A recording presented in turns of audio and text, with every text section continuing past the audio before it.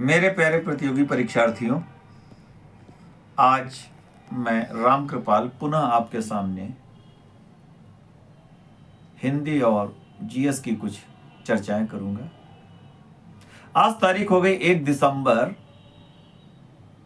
दिन रविवार 2024। तो आज मनाया जाता है विश्व एड्स दिवस।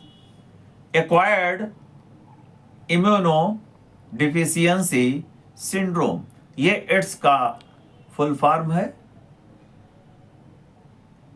इम्यून सिस्टम, इसमें जो रोगी होता है उसका प्रतिरक्षा तंत्र बिल्कुल बेकार हो जाता है, यानी उसमें रोगों से संघर्ष करने की उसमें क्षमता नहीं रहती। 1 दिसंबर 1988 से एड्स दिवस मनाया जाना प्रारंभ किया गया और तब से ये हर वर्ष मनाया जाता है। तो इससे बचाव के लिए कई उपाय भी समय समय पर स्वास्थ्य सेवाएं करती रहती हैं। इसके अतिरिक्त आज सीमा भारत में, कि अब केवल भारत की बात करें तो सीमा सुरक्षा बल का स्थापना दिवस भी मनाया जाता है। इसकी स्थापना 1 दिसंबर 1965 को हुई थी। ध्यान रखें, सीमा सुरक्षा बल यद्यपि सीमाओं की रक्षा करता है, मिलिट्री की समय पड़ने पर सहायता भी करता है, लेकिन यह विभाग रक्षा मंत्रालय के अधीन न होकर के गृह मंत्रालय के अधीन आता है। अब आइए प्रारंभ करते हैं। जैन धर्म के पहले तीर्थंकर थे ऋषभदेव या ऋषभनाथ, आदिनाथ भी इनको कहते हैं, और इनका प्रतीक चिन्ह बैल है।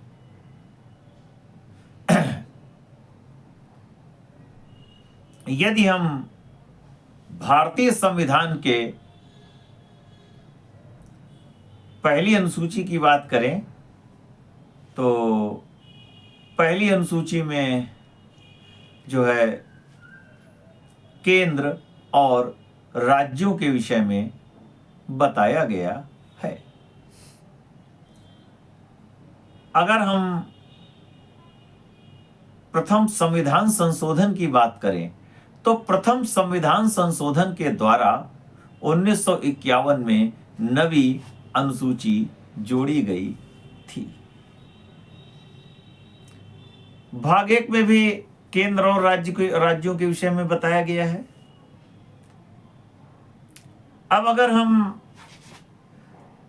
पहला मूल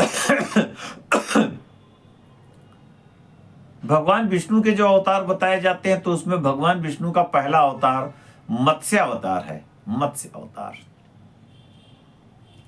और अगर हम कह सकते हैं कि अगर हम मौलिक कर्तव्यों की बात करें तो पहला मौलिक कर्तव्य यह कहता है कि प्रत्येक नागरिक का यह कर्तव्य है कि वो संविधान का आदर करे, उसके आदर्श और उसकी भावनाएं, राष्ट्र ध्वज और राष्ट्रगान का आदर करे। ये पहला मौलिक कर्तव्य कहता है कि नागरिकों का कर्तव्य। चलिए आगे चलते हैं।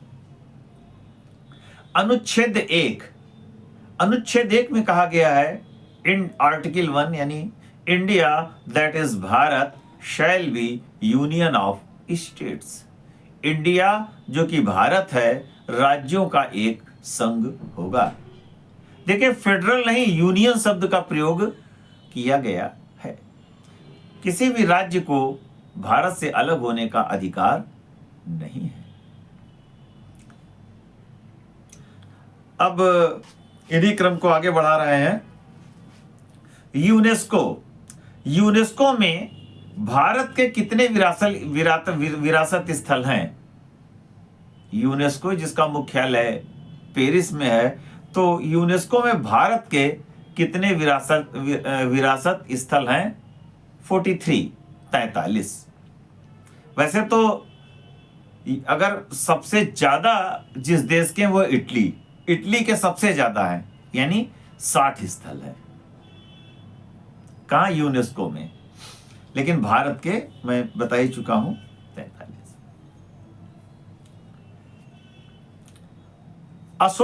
सम्राट अशोक ने कश्मीर और गांधार किस प्रचारक को भेजा था? तो उनका नाम था मज्झनतिक। ये उन्होंने भेजा, मज्झनतिक। और पहली बौद्ध संगति कहाँ हुई? पहली बौद्ध संगति जो है महाकश्यप की अध्यक्षता में राजगृह नामक स्थान पर हुई थी। अब एक जरा हिंदी का प्रश्न है, शहर अब भी संभावना है, यह रचना किसकी है? यह है श्री अशोक वाजपेयी जी की रचना, शहर अब भी संभावना है। ठीक। किस संविधान संशोधन के द्वारा एंग्लो इंडियन यानी आंग्ल भारतीय जो मनोनीत किए जाते थे वो व्यवस्था समाप्त की गई? यह है 104वां संविधान संशोधन। 104वां संविधान संशोधन 104 ये 2020 में लाया गया, जिससे ये व्यवस्था समाप्त की गई। भारत का जलजीव कौन है? भारत का जलजीव है डॉल्फिन। डॉल्फिन इसको दिखाई नहीं देता, मनुष्यों की दोस्त मानी जाती है। तो इसका जो भारत में गंगा के आधार पर वैज्ञानिक नाम रखा गया प्लेटा निष्ठा गंगेटिका, गंगा डॉल्फिन का प्लेटा निष्ठा गंगेटिका। हालांकि विश्व स्तर पर इसका वैज्ञानिक नाम और है, वो मुझे जानकारी होगी जब तो मैं आपको बताने का प्रयास करूंगा। हेमिस राष्ट्रीय उद्यान कहां पे? हेमिस राष्ट्रीय उद्यान, तो हेमिस राष्ट्रीय उद्यान जो है ये लद्दाख में है। लद्दाख एक केंद्र शासित प्रदेश है। भारत का सबसे ठंडा स्थान द्रास लद्दाख में है। ले बैरी नामक एक बेर का पेड़ भी यहां पाया जाता है, वैसे और भी देशों में है। और लद्दाख की राजधानी है लेह, जो कि सिंधु नदी के किनारे है। सरदार वल्लभ भाई पटेल ने किस वर्ष भारतीय राष्ट्रीय कांग्रेस के अधिवेशन की अध्यक्षता की थी? ये 1931 में की थी। 1931 जो कराची अधिवेशन हुआ था उसकी अध्यक्षता लौह पुरुष सरदार वल्लभ भाई पटेल ने की थी। कराची भी सिंधु नदी के किनारे है। हालांकि ये इलाका अब बंटवारे के बाद पाकिस्तान में चला गया। पाकिस्तान में, अच्छा ये बताइए पाकिस्तान की संसद का नाम क्या है? पाकिस्तान की संसद का नाम, पाकिस्तान की संसद का नाम मजलिस-ए शूरा है। अगेन एक बार फिर, मजलिस-ए शूरा। और इसके भाग हैं नेशनल असेंबली और सीनेट। जाहिर है कि नेशनल असेंबली आम जनता का प्रतिनिधित्व करती है और सीनेट राज्यों का प्रतिनिधित्व करती है। अब वहां पर अगर राष्ट्रपति का पद रिक्त हो जाए तो जो सीनेट का प्रेसिडेंट होता है वो कार्यवाहक राष्ट्रपति बनाया जाता है। और यदि वो भी मौके पे नहीं है तो फिर नेशनल असेंबली का जो अध्यक्ष होता है वो वहां का राष्ट्रपति बनाया जाता है। ये चूंकि पाकिस्तान की बात आई तो मैंने ये चर्चा की। बाकी और भी जानकारियां समय समय पे मैं उसके विषय में बताऊंगा। चलिए आगे चलते हैं। कटारवल सूर्य मंदिर कहां पर है? मालूम है? ये उत्तराखंड में पड़ता है, ना कि उड़ीसा में। उड़ीसा में कोणार्क है। कटारमल सूर्य मंदिर ये उत्तराखंड के अल्मोड़ा में है। उत्तराखंड के अल्मोड़ा में है कटारमल सूर्य मंदिर। ठीक, यहीं पर एक और संस्थान है, कई बार मैं चर्चा कर चुका हूं, गोविंद वल्लभ पंत हिमालयन पर्यावरण एवं विकास संस्थान, ये भी वहीं पर है। ठीक है। उत्तर प्रदेश के पहले मुख्यमंत्री बने थे श्री गोविंद वल्लभ पंत। ठीक। और रिहंद बांध से जो रिहंद बांध के जो छोड़े गए पानी से कृत्रिम झील बनी, तो उसका नाम गोविंद वल्लभ पंत सागर रखा गया। गोविंद वल्लभ पंत सागर के विषय में, गोविंद वल्लभ पंत जी के विषय में एक जानकारी मैं और दे रहा हूं आपको कि जब साइमन कमीशन भारत आया था तो जगह जगह लोगों ने जो विरोध किया है, जिनको जिम्मेदारी दी गई, तो लखनऊ में जिम्मेदारी श्री जवाहरलाल नेहरू को दी गई थी और उनके साथी थे मतलब उनको पूरा सहयोग प्रदान किया गोविंद वल्लभ पंत जी ने। तो बताते हैं कि जब नेहरू जी ने कहा साइमन गो बैक, तो पुलिस वाले, यानी उस समय भाई ब्रिटिश पुलिस ही थी, डंडे लेके दौड़ी, तो गोविंद वल्लभ पंत आगे आ गए और इनके ऊपर पुलिस ने बेतहाशा लाठियां बरसाई थी। और उस चोट के द्वारा पंत जी कभी कायदे से रात को जब सोते तो बहुत उनको ये चीजें दर्द देती थी। वो उस समय की बात थी भाई, उन्होंने ऐसा किया। सभी कर रहे थे अपनी अपनी जगह। क्योंकि लखनऊ की बात आई तो मैंने बताया आपको। अच्छा, लखनऊ में जो प्राणी उद्यान बना है, इसका नाम क्या है? पहले तो Prince of Wales zoological garden था, लेकिन फिर बाद में किया गया वाजिद अली शाह प्राणी उद्यान। अवध के हालांकि पहले नवाब बने थे मीर मोहम्मद अमीन सादत खान बुरहानुल मुल्क। ठीक, चलिए। अच्छा, पहले वायसराय कौन बने मालूम है आपको? भारत के प्रथम वायसराय बने लॉर्ड कैनिंग। अच्छा, भारत में अंतरराज्यीय परिषद, इसका वर्णन किस अनुच्छेद में है? 263 में अंतरराज्यीय परिषद का वर्णन किया गया है। हालांकि इसकी पहली बैठक 1990 में श्री विश्वनाथ प्रताप सिंह के कार्यकाल में बुलाई गई थी। 1990 में पहली बैठक। 1990 में पूर्वी जर्मनी और पश्चिमी जर्मनी का एकीकरण भी हो गया था अक्टूबर के महीने में। किस संविधान संशोधन के द्वारा राष्ट्रीय अनुसूचित जनजाति आयोग को राष्ट्रीय अनुसूचित जाति आयोग से अलग कर दिया गया? यह संविधान संशोधन था 89वां संविधान संशोधन।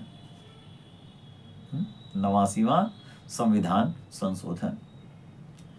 अच्छा, भारत में राष्ट्रीय सरसों अनुसंधान संस्थान कहां पे है?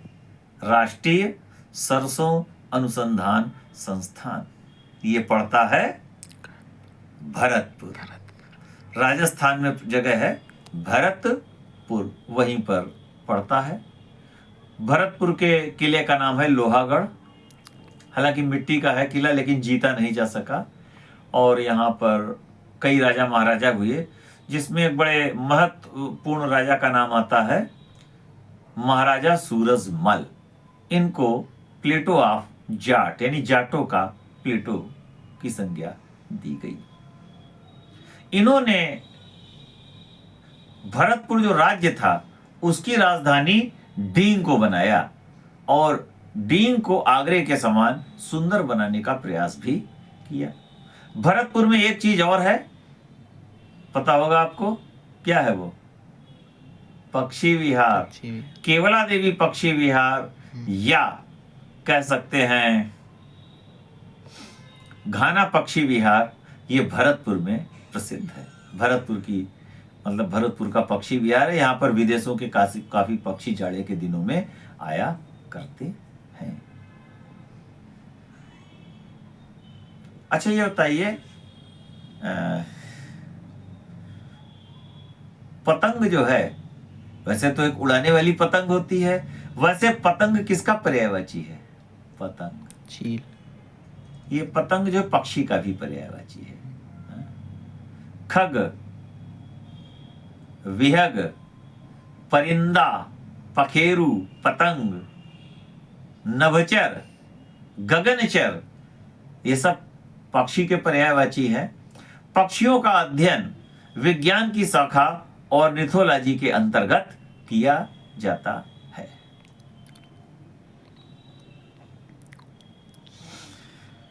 चलिए और आगे इसी क्रम को बढ़ाते हैं। केंद्रीय कपास अनुसंधान संस्थान कहां पे है? कपास, कोलकाता। ये है नागपुर में। नागपुर में। कोलकाता की बात की जाएगी तो केंद्रीय टी बोर्ड का मुख्यालय कोलकाता में है। विक्टोरिया मेमोरियल कोलकाता में है। राष्ट्रीय जूट अनुसंधान संस्थान ये भाई कोलकाता में है। और डायमंड हार्बर ये कोलकाता में है। दमदम हवाई अड्डा जिसका नाम है नेताजी सुभाष चंद्र बोस हवाई अड्डा, ये वहां पे है। ईडन गार्डन स्टेडियम ये कोलकाता में है। कोलकाता का मुख्य स्टेशन हावड़ा है। सियालदा भी उसका एक मुख्य स्टेशन है, एक और स्टेशन है। तो बल्कि मैंने चर्चा भी की होगी कि दूसरी यात्री गाड़ी हावड़ा से हुगली के बीच चली थी 1854 में। तो ये सब चीजें चलती रहती हैं भाई। संगमरमर की भूमि किसको कहते हैं? संगमरमर की भूमि ये कही जाती है इटली, लैंड ऑफ मार्बल्स। अच्छा ये बताइए, किस विदेशी शासक की मां को राजाओं की माता कहा गया? बताएं आप लोग। हालांकि उसने बड़ी गरीबी में जीवन अपना प्रारंभ किया था और धीरे धीरे वो सैनिक बना, सेनापति बना और फिर अंत में वो चांसलर भी बना और फिर जो है उसी देश का राजा बन गया। हालांकि उसके विषय में कई बातें कही गई कि वंश से इटालियन, जन्म से कॉर्सिका और राष्ट्रीयता से फ्रांस का निवासी था। वो था नेपोलियन बोनापार्ट। इसी की मां को कहा गया राजाओं की माता। नेपोलियन बोनापार्ट का जन्म कॉर्सिका द्वीप में हुआ था और फिर उसके बाद धीरे धीरे तरक्की करके ये क्या बन गया? सैनिक से सेनापति और फिर क्या कहना चाहिए, चांसलर बना। प्रथम चांसलर जो उस समय फ्रांस में व्यवस्था चल रही थी और फिर 1804 में ये फ्रांस का राजा बना। अब इसके पिता का नाम बड़ा, जब मैंने माँ का नाम लिया राजाओं की माता, तो थोड़ा उसकी माँ का भी नाम सुन लें, पिता का नाम। इसके पिता का नाम था श्री कार्लो बोनापार्ट और इनकी माता जी का नाम था श्रीमती लातिजिया रोमोलिनो। एक बार मैं फिर बोल रहा हूं, लातिजिया रोमोलिनो। देखें, अब राजाओं की माता क्यों कहा गया? क्योंकि इसने क्या करता, कोई भी एक देश जीत, उस समय यूरोप में तो कई देश थे, अब भी है यूरोप महाद्वीप में छोटे छोटे देश हैं, तो कोई भी एक देश जीतता और अपने भाई को वहां का राजा बना देता। इसने तमाम इलाके जीते और सब भाइयों को राजा बना दिया। बहनों को भी फिर इसने बहनोइयों को भी राजा बनाया। हालांकि ये इसके लिए अच्छा नहीं रहा, क्योंकि उसके भाइयों में कोई गुण नहीं थे, बस इतना ही गुण था कि वो नेपोलियन के भाई या बहन है, बस यही गुण था और कोई गुण नहीं थे। तो उसने कहा भी कि जितना मैंने इनको लाभ पहुंचाया उतनी इन्होंने मुझे हानि पहुंचाई। ये उसने स्वयं स्वीकार किया। बाद में शुरू में तो बड़ा सफल रहा। थोड़ा सा मैं एक बात और बताना चाहता हूं कि जब वो पढ़ता था शुरुआत के दिनों में उसने जो है बड़ा एकाग्रता अपनाई। बताते हैं कि एक बार जब टीचर ने एक सवाल दिया लगाने को कि ढूंढो और लगाओ, किताबें थी सामने, तो अचानक उसी समय राजा की सवारी निकली। तो उस युग में भाई ये तो आम बात थी कि राजा की सवारी निकलती तो देखने की इच्छा होती थी। तो प्रिंसिपल ने कहा भाई जितने भी टीचर हैं अपने अपने बच्चों को बाहर निकाले, दिखावे भाई। नेपोलियन के भी टीचर ने यही किया। तो बताते हैं कि जब सवारी आई राजा की और चली भी गई, फिर सब बच्चे क्लास में आ गए। तो नेपोलियन के क्लास के जो टीचर थे जो पढ़ा रहे थे, उन्होंने बच्चों से पूछा, हाँ भाई तुम बताओ तुमको क्या अच्छा लगा। सबसे पूछा, किसी ने कहा हमें मुकुट अच्छा लगा, किसी ने कहा ये अच्छा लगा। अचानक उनकी नजर गई कि एक लड़का वहां उस सवाल को ढूंढने में लगा है। तब उन्होंने पूछा, क्यों नेपोलियन, तुमको क्या अच्छा लगा। तो नेपोलियन कहता है कि कौन राजा और कैसी सवारी, मैं तो जो आपने गणित का सवाल दिया था मैं उसको ढूंढ रहा था, ये देखिए ये इसका उत्तर है। टीचर जो थे एकदम हक्के पक्के रह गए। फिर उन्होंने उसकी पीठ ठोकी, कह लगता है कि ये आगे चल करके एक दिन बड़ा ही मतलब ऊंची कुर्सी ये हासिल करेगा, ऐसा टीचर ने उस समय कहा। तो कहने का मतलब है कि उसने उस समय का सदुपयोग किया, उस प्रारंभिक दिनों का। ये सबके ऊपर लागू होता है, आप पे भी। ये जो कंप्यूटर हैं, बहुत से कंप्यूटर तो बेचारे समय का सदुपयोग नहीं कर पाते हैं, और फिर हालांकि कोशिश करते रहनी चाहिए। चलिए आगे चलते हैं, फिर और भी बताएंगे नेपोलियन के विषय में जानकारियां मैं शॉर्टकट आपको दी। और चलिए, भारत के कौन से राष्ट्रपति निर्विरोध चुने गए थे, मालूम है? निर्विरोध राष्ट्रपति पहले निर्विरोध राष्ट्रपति बने महामहिम नीलम संजीव रेड्डी। ये 1977 से 1982 तक भारत के राष्ट्रपति रहे थे। देखिए, जो राष्ट्रपति भवन है ये वायसराय के रहने के लिए बनाया गया था। तो पहले इसका नाम था वॉयस रीगल लॉज। 1950 में इसका नाम रखा गया गवर्नमेंट हाउस, और 1952 में फिर इसका नामकरण हुआ और वो नाम रखा गया राष्ट्रपति भवन। ये तो आपको पता ही होगा कि रायसीना की पहाड़ियों पर यह स्थित है, दिल्ली में। प्रारूप समिति का कौन सा सदस्य वन महोत्सव का जन्मदाता था और आगे चलकर उत्तर प्रदेश का राज्यपाल भी बना? कौन था? अभी मैंने पिछले टर्न पे बताया था, आप लोग बताएं। श्री कन्हैया लाल माणिक लाल मुंशी। ठीक, इनका एक वाक्य भी मैंने बताया था, वृक्ष का अर्थ है जल, जल का अर्थ है रोटी, और रोटी ही जीवन है। ये भी इनका वाक्य था। देखिए, इसके लिए आपको एकाग्र होकर सुनना पड़ेगा, और जो जरूरी गतिविधियां वो तो सही है, लेकिन थोड़ा जो आप लोगों के यार मित्र आ जाते हैं तो उनसे थोड़ा आप लोग बच के रहें, जो आप लोग बैठे हुए हैं। बाकी जो लोग सुनेंगे वीडियो उनसे तो मैं नहीं कुछ कह सकता भाई, लेकिन जो सामने बैठे हैं इनसे तो मेरी कहना वाजिब है, क्योंकि समय निकल जाता है फिर उसका कोई लाभ नहीं होता। पढ़ें, अपना समय करें। चलिए आगे, फिर हम अपने वाणी को अपने कार्य को आगे बढ़ाते हैं। समय धीरे धीरे नजदीक आ रहा है। ये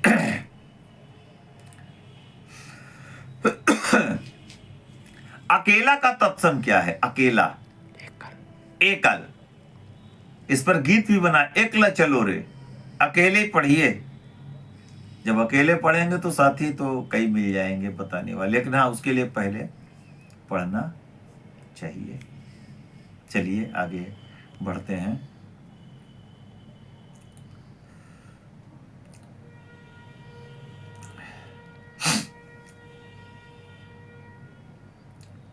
शिवा बावनी और छत्रसाल दशक के रचयिता कौन थे? महाकवि भूषण, महाकवि भूषण। और इनका वास्तविक नाम जानते हैं क्या था? इनका वास्तविक नाम घनश्याम था। ठीक, चलिए। मुगल काल में जो अकबर के दरबार में नवरत्न रहते थे, तो किन नवरत्न का वास्तविक नाम त्रिलोचन था? तानसेन। हालांकि उनके और भी कई नाम है, रामतनु भी है, तन्नु भी है, और तानसेन है ही है। तो लेकिन वास्तविक नाम त्रिलोचन, जैसा कि मुझको जानकारी मिल रही है। ठीक है। हिंदी साहित्य का प्रथम काव्य संग्रह बताइए। झरना, कामायनी, कुसुम, आंसू, झरना, ये सब किसकी कृतियां हैं? जयशंकर प्रसाद जी की। चलिए फिर आगे बढ़ रहे हैं इसी कार्यक्रम को। ऐसा कौन सा जीव है जो त्वचा से भी सांस लेता है, गलफड़े से भी सांस लेता है और फेफड़े से भी सांस लेता है? मेढक। मेढक का वैज्ञानिक नाम तो पता होगा आपको, राना टिग्रीना है। इसकी भी कई प्रजातियां पाई जाती हैं। मेढक अंडे कहां देता है? पानी में। ठीक है। शुरू में बताते हैं पूंछ होती, फिर धीरे धीरे इसकी पूंछ गायब हो जाती है। चलिए धीरे धीरे, हाँ चलिए आगे चल रहे हैं। अब समय धीरे धीरे नजदीक आता जा रहा है। अच्छा, अवधी जो भाषा हिंदी की एक मतलब भाषा है, ये किस हिंदी के अंतर्गत आती है? पूर्वी हिंदी के अंतर्गत अवधी। अच्छा,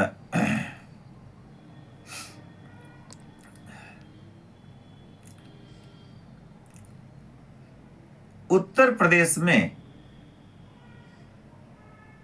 एल्युमिनियम उद्योग किस जिले में है? एल्युमिनियम सोनभद्र में। सोनभद्र में कहा? रेणुकूट नामक स्थान पर। एल्युमिनियम का एस का क्या है? बॉक्साइट।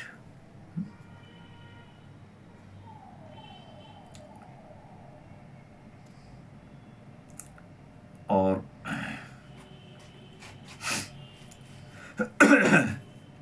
चलिए आगे क्रम को, बस थोड़ी समय रह गया है और फिर आपके सामने और चर्चा करें। नेतरहाट नामक स्थान किस स्थान पर है? नेतरहाट, ये मालूम है कहां पे है? ये पड़ता है झारखंड में। नेतरहाट नामक स्थान, प्लेस, ये झारखंड में है। चलिए, सई नदी किस नदी की सहायक है? गोमती नदी की। और गोमती किसकी सहायक है? गंगा। ये गंगा की है। ठीक, तो ये नदियां हैं। और काला सोना किसे कहते हैं? काला सोना, काली मिर्च। हाँ, पेट्रोलियम को भी कह सकते हैं और काली मिर्च को भी कह सकते हैं। अच्छा, केंद्रीय ऊंट अनुसंधान संस्थान कहां पे है? केंद्रीय ऊंट अनुसंधान संस्थान, ये बीकानेर में है, राजस्थान के बीकानेर में ऊंट अनुसंधान। अच्छा,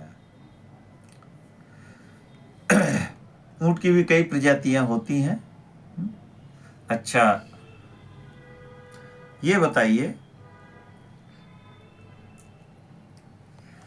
समय समय पे हर चीजें होती। अच्छा, केंद्रीय नारियल बोर्ड का मुख्यालय कहाँ पे? केंद्रीय नारियल बोर्ड कासरकोड, केरल।